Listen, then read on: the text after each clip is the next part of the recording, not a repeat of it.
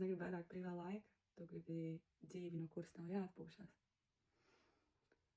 Sieviete, kura dara visu pareizi, viņa rūpējas, viņa strādā, viņa tā kā tur visu kopā. Bet viņa to dara caur tādu nogurumu, caur vēl mazliet, vēl caur es tikšu galā, vai tagad nav laiks sev. Un patiesībā viņa nemaz negrib tikai atpūsties. Viņa grib pamosties ar enerģiju, nevis nogurumu. Just, kad viņai ir kāds, kur paļauties, nevis kad viņa tā kā velk vienu pati. Viņa grib arī pelnīt vairāk, bet ne vairs uz sevis iznīcināšanās rēķina. Viņa vienkārši grib justies kā sieviete, nevis kā funkcija.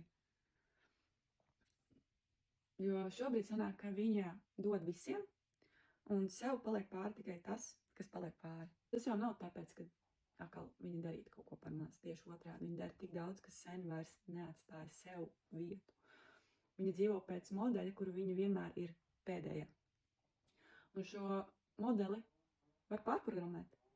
Tieši ar to es strādāju savās sesijās. Mēs ejam saknē, izņemam šo programmu, ka es visu varu pati, un ieliekam citu realitāti, kur viņi var saņemt, ne tikai dot. Ja tu jūti, ka šī sieviete esi tu, piesakies uz konsultāciju.